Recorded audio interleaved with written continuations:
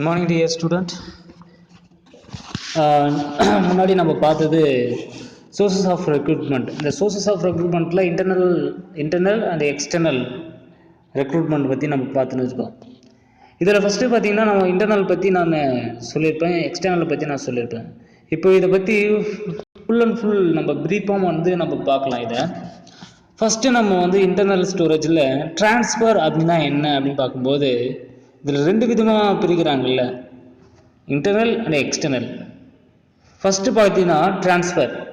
இன்டர்னலில் நம்ம ட்ரான்ஸ்ஃபர் பற்றி நம்ம பார்ப்போம். ட்ரான்ஸ்ஃபர் என்ன சொல்ல வருதுன்னா, இப்போ ஒரு இடத்துல இன்டர்னல்னால் ஒரு நபரை தேர்ந்தெடுக்கிறாங்க. நபரை தேர்ந்தெடுத்து ஒரு ஸ்டாஃப் இருக்காங்கன்னா அந்த ஸ்டாஃப்குள்ளவே ட்ரான்ஸ்ஃபர் பண்ணுவாங்க. அந்த ஸ்டாஃப் ஒர்க்கர்ல அவர் ஒர்க்கர்லேருந்து ரிலீவ் ஆக மாட்டார். அந்த ஒர்க்கில் இருந்து என்ன பண்ணுவாங்கன்னா அதர் ஸ்டேட்டுக்கோ இல்லை அதர் டிஸ்ட்ரிக்டோ இல்லை அதர் வில்லேஜுக்கோ ரூரல் ஏரியாவோ அர்பன் ஏரியாவோ என்ன பண்ணுவாங்க, அவங்கள சேஞ்ச் பண்ணுவாங்க, ட்ரான்ஸ்ஃபர் பண்ணுவாங்க. ஸோ அதுதான் ட்ரான்ஸ்ஃபர், இன்டர்னலுக்குள்ள ட்ரான்ஸ்ஃபர்.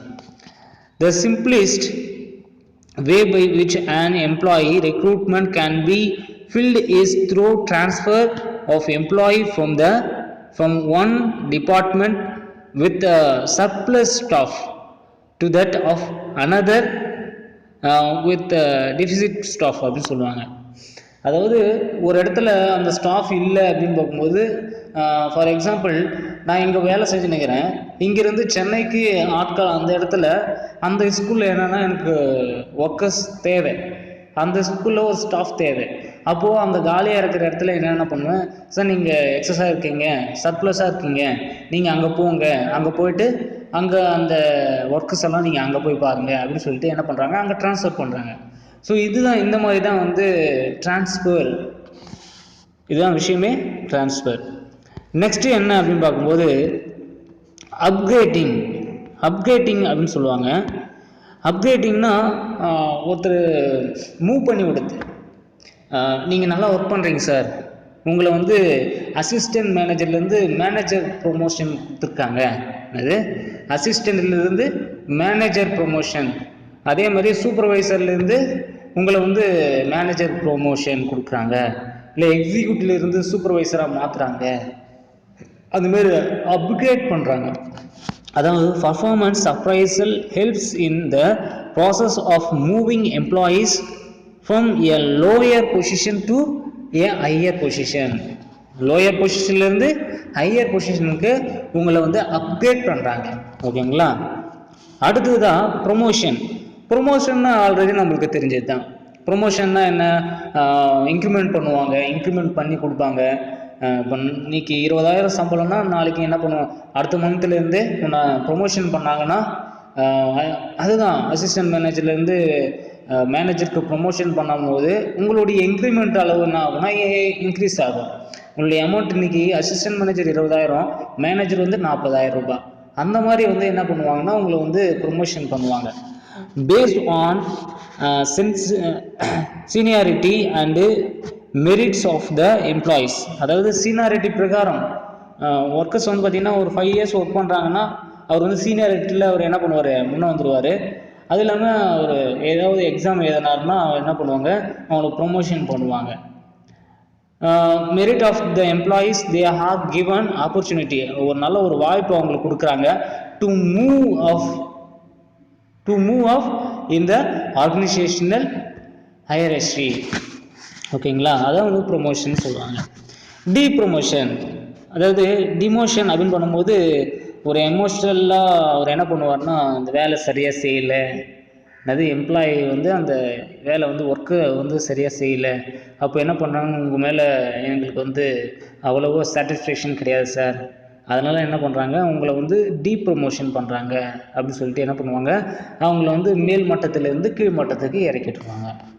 அதாவது ஃபார் எக்ஸாம்பிள் அவர் சூப்பர்வைசராக இருக்கிறாரு, சரியாக சூப்பர்வைஸ் பண்ணல, கம்பெனியில் சூப்பர்வைசர் சரியாக பண்ணலை, அப்போ என்ன ஆகுன்னா அவர் என்ன பண்ணுவார்னா, இல்லை சார் நீங்கள் எக்ஸிக்யூட்டிவ் லெவலில் வந்துடுங்க, இல்லை சேல்ஸ்மேனாக வந்துடுங்க, இன்னொருத்தர் வந்து என்ன பண்ணுவாங்க, சூப்பர்வைசராக போடுவாங்க. ஸோ அந்த மாதிரி விஷயம்லாம் நடக்கும். அதுதான் வந்து பார்த்திங்கன்னா டிமோஷன் சொல்லுவாங்க. அதாவது movement of employee from a higher position to a lower position because of poor performance continuously to make him realise the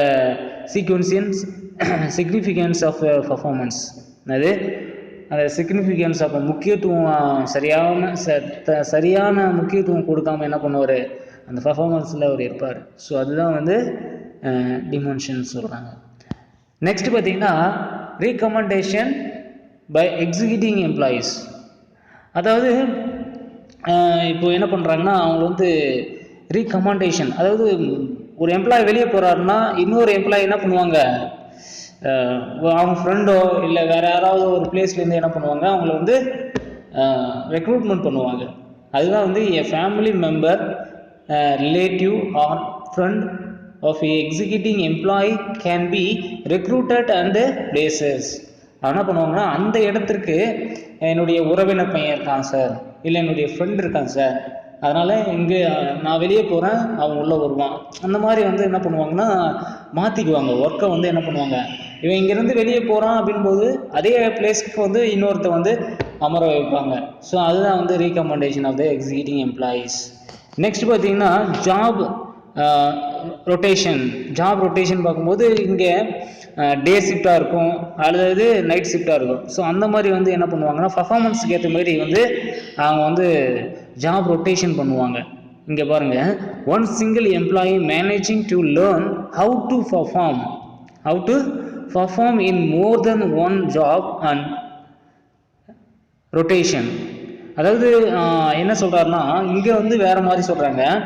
rotation means இங்கே என்ன சொல்கிறாங்கன்னா, ஒரு ஜாபில் வந்து எல்லா வேலைகளையும் வந்து செய்யக்கூடிய ஒரு நபராக இருக்கிறாரு.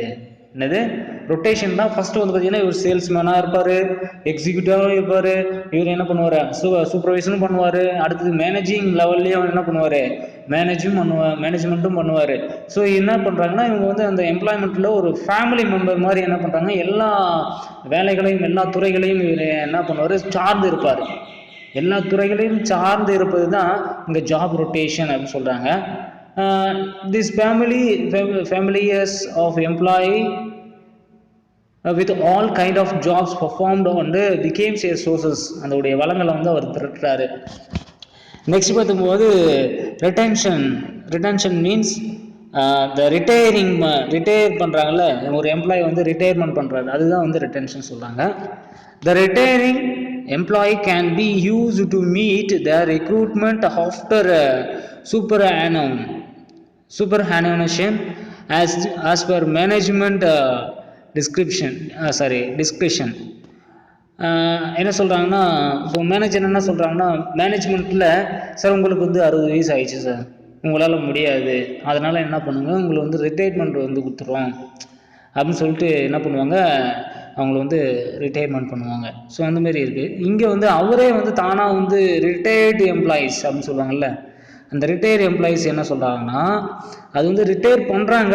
இங்கே வந்து அந்த ரிட்டையர் பண்ணுற எம்ப்ளாயி வந்து மறுபடியும் வேலைக்கு வரலாமா அப்படின்னா வரலாம். இங்கே பாருங்கள், the employees who have already retired can be called to fill the vacancy as they have the required qualification and experience. இப்போ ஒரு இடத்துல ரிட்டையர்மெண்ட் ஆகிட்டாருப்பா, இன்னொரு ஜாபுக்கு என்ன பண்ணார், ஒரு செக்யூரிட்டி வேலைக்கோ இல்லை அதர்ஸ் வேறு ஏதாவது ஒரு டிபார்ட்மெண்ட்டில் ஒரு துறையை சார்ந்தோ அந்த மாதிரி வந்து என்ன பண்ணுவாங்க, ரிட்டையர்மெண்ட் ஆகி ஒரு வருஷம் 2 வருஷம் என்ன பண்ணுவாங்க, வேலை செய்வாங்க. ஃபார் எக்ஸாம்பிள் நீங்கள் பார்த்துருப்பீங்க, இப்போ போலீஸ் இன்ஸ்பெக்டர் ஒருத்தர் வந்து பார்த்திங்கன்னா சிறப்பு துறையில் இருந்தார். அதாவது சைலேந்திரபாபுவா இல்லை அவர் இல்லை, சம்திங் ஒரு நபர், அவர் நேம் வந்து நினைவுக்கு வரல. அவர் என்ன அதே மாதிரி தான் வந்து என்ன பண்ணுவாங்க, ஒரு துறையிலேருந்து அவர் ரிட்டையர்மெண்ட் ஆகிறாருன்னா அவங்க வந்து சிறப்பாக என்ன பண்ணுவாங்க, அவங்களுடைய எக்ஸ்பீரியன்ஸ் வச்சு அந்த வேக்கன்சியை வந்து ஃபில் பண்ணுவாங்க. அதுதான் வந்து ரிட்டையர்டு எம்ப்ளாயீஸ்ன்னு சொல்கிறாங்க.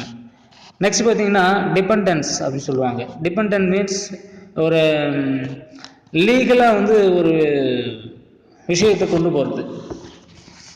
லீகலாக ஒரு விஷயத்தை கொண்டு போயிடும். த legal here the dependent employee may be given a chance to replace the discussed.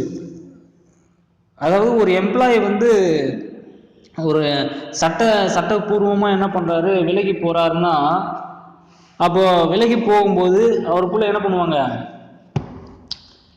அவர் வந்து லீகலாக வந்து அவர் வந்து ரீப்ளேஸ்மெண்ட் பண்ணுவாங்க. அந்த வேலைக்கு என்ன பண்ணுவாங்கன்னா ரீப்ளேஸ்மெண்ட் பண்ணுவாங்க, அவரே கொண்டு வந்துடுவாங்க. அப்போ அதனால் என்ன ஆகுன்னா அந்த வேலையினுடைய வேக்கன்சி அங்கே நிரப்பப்படுது. ஓகேங்களா. இதில் வேறு விதமாக சொல்லப்போனால், அதாவது ஒருத்தர் வந்து ஒரு அன்ஃபார்ச்சுனேட்லி என்ன பண்ணுறாரு, இறந்துடுறாங்கன்னு வச்சுங்களேன். அந்த பிளேஸுக்கு என்ன பண்ணுவாங்கன்னா அவங்களுடைய லீகலான, அதாவது என்ன சொல்லுவாங்க, அதை சட்டப்பூர்வமான வாரிசுதாரர்கள் இருப்பாங்க பார்த்தீங்களா, அவங்க என்ன பண்ணுவாங்க, அவங்கள வந்து இந்த வேலைக்கு அமர்த்துவாங்க. ஓகேங்களா. இப்போ வந்து பார்த்தீங்கன்னா கவர்மெண்ட் ஜாபில் பொறுத்த வரைக்கும் ஒர்க் பண்ணியிருக்கும் போது எம்ப்ளாயி இறந்துட்டாங்கன்னா என்ன பண்ணுவாங்கன்னா அவங்கள வாரிசுதாரர்கள் வந்து ஆண்களுக்கு குறிப்பாக ஆண்களுக்கு வந்து என்ன பண்ணுவாங்க, அதே வேலையை போட்டு கொடுப்பாங்க. இல்லை பெண்களுக்கும் அதே வேலையை போட்டு கொடுப்பாங்கன்னா மேபி நடக்குது, அவங்க வந்து சரியாக தெரியல. இருந்தாலும் வந்து பெண்களுக்கும் அந்த உரிமையை வந்து இருக்குது. ஆமாம், இப்போது சமீப காலத்தில் திருவண்ணாமலையில் அந்த மாதிரி நடந்தது. ஓகேங்களா. அவங்களுக்கு வந்து இந்த ஊரகத்துறையில் அந்த வேலை வந்து வாங்கி கொடுத்துருக்காங்க. ஸோ அந்த மாதிரி வந்து இறந்து போனவங்க அவங்க வாரிசுதாரர்களுக்கு கொடுக்கப்பட வேலையை தான் இங்கே வந்து டிபெண்டன்ஸ்ன்னு சொல்கிறாங்க. நெக்ஸ்ட் பார்த்தீங்கன்னா ப்ரீவைஸ் அப்ளிகண்ட் அப்படின்னு சொல்லுவாங்க. ப்ரீவைஸ் அப்ளிகண்ட், அதாவது முந்தைய விண்ணப்பதாரர்கள் என்ன பண்ணுறாங்கன்னா, த applicant who have already applied for any job advertised in the past whose name appears in the database but not selected at the point of time can be utilized. அதாவது கடந்த காலத்தில் என்ன பண்ணுறாங்கன்னா அந்த விளம்பரப்படுத்தப்பட்ட அந்த பணிகளுக்கு விண்ணப்பித்து இருப்பார். ஆனால் தேர்ந்தெடுக்கப்படாத விண்ணப்பதாரர்களுடைய பெயர்களை வந்து தரவு தளத்திலிருந்து என்ன பண்ணுவாங்க, எடுத்து தேவைப்படும் நேரத்தில் அது வந்து பயன்படுத்திக்குவாங்க. இப்போ நான் வந்து ஒரு ஜாபுக்கு வந்து அப்ளை பண்ணிட்டுன்னு வச்சுக்கோங்களேன், ஏன்னா வந்து அந்த ஜாபில் வந்து ரிஜெக்ட் பண்ணல, எடுக்கலை, ஏன்னா வேக்கன்சி அது ஃபில்ஃபில் ஆகிட்டு இருக்கு. சரி, அதை வந்து ஹோல்டு பண்ணி வச்சுருப்பாங்க. என்னுடைய வேலையெல்லாம் வந்து ஹோல்டு பண்ணி வச்சுருப்பாங்க. அடுத்தது என்ன பண்ணுவாங்கன்னா, இல்லை ஆல்ரெடி வேக்கன்சி இருக்குது, அப்போது ஆல்ரெடி அப்ளை பண்ணியிருக்க நபர்களை வந்து தேர்ந்தெடுக்கலாம் அப்படின்னு சொல்லிட்டு என்ன பண்ணுவாங்கன்னா அந்த நபர்களை வந்து தேர்ந்தெடுப்பாங்க. தேர்ந்தெடுக்கும்போது என்னுடைய நேம் இருக்கும். அப்போ நேம் இருக்கும்போது என்ன பண்ணுவாங்கன்னா என்னுடைய நேம் வந்தோடனே என்னை வந்து வேலைக்கு கூப்பிடுவாங்க. ஸோ இதுதான் வந்து இங்கே ப்ரீவியஸ் அப்ளிகண்ட்னு சொல்கிறாங்க. நெக்ஸ்ட் பார்த்தீங்கன்னா அக்யூசேஷன்ஸ் அண்டு மெர்ஜர்ஸ், அதாவது கையகப்படுத்துதல் மற்றும் ஒன்றிணைப்பு, ஒன்றிணைப்புன்னு சொல்லுவாங்க. This is another way by which the organization acquires another business unit or merging with another establishment. அதாவது ஒரு நிறுவனம் மற்றொரு நிறுவனத்தை வாங்கும் போதோ அல்லது தன்னுடன் இணைத்து கொள்ளும் போதோ அங்குள்ள பணியாளர்களை என்ன பண்ணணும்னா பயன்படுத்தி கொள்ளலாம் அப்படின்னு சொல்லுவாங்க. இப்போ ஃபார் எக்ஸாம்பிள், இப்போ வந்து ரீசெண்டாக வந்து ஒவ்வொரு பேங்க்கையும் என்ன பண்ணுவாங்க, மெர்ஜ் பண்ணிட்டாங்க. அதாவது Punjab national bank, United bank and oriental commerce, இது மூணுத்தையும் ஒரே பேங்காக வந்து என்ன பண்ணாங்க, மெர்ஜ் பண்ணாங்க. ஏன்னா ஒரே அக்கௌண்ட்ஸாக பார்க்குற மாதிரி பண்ணிட்டாங்க. அதனால் ஆனால் பேங்க்ஸ் எல்லாம் பார்த்தீங்கன்னா தனித்தனியாக தான் இருக்கும். ஆனால் அதோடைய அந்த ஒர்க்கு வந்து பார்த்திங்கன்னா ஒரே இடத்துல தான் வந்து அவங்க அந்த அக்கௌண்டன்ட் ஆடிட்டிவ் பார்க்கக்கூடிய இடம்லாம் பார்த்திங்கன்னா ஒரே இடமா தான் இருக்கும். ஓகேங்களா. இது தனித்தனியாக இருந்தது, இப்போ ஒன்றாவும் பண்ணுறாங்க. ஓகேங்களா. நீங்கள் எங்கே வேணாலும் நீங்கள் அக்கௌண்ட் ஓப்பன் பண்ணி எந்த பேங்க்கில் வேணாலும் நம்ம வந்து யூஸ் பண்ணிக்கலாம். அந்த 3 பேங்க்லேயும் சேர்த்து. அதேமாரி விஜயா பேங்க்கு, நெக்ஸ்ட் வந்து பார்த்திங்கன்னா வேறு யூடிஐ பேங்க், இது ரெண்டுத்தையும் பார்த்திங்கன்னா மெர்ஜ் பண்ணிட்டாங்க. ஸோ இந்த மாதிரி விஷயங்கள்லாம் மெர்ஜ் பண்ணக்கூடியது தான் அந்த ஒர்க்கர்ஸை வந்து எடுத்து பயன்படுத்திக்கலாம் அப்படின்னு சொல்கிறாங்க. ஓகேங்களா, இதுதான் வந்து இன்டர்னல் ரெக்ரூட்மெண்ட். நெக்ஸ்ட் பார்த்திங்கன்னா எக்ஸ்டர்னல் ரெக்ரூட்மெண்ட்டை நம்ம பார்ப்போம்.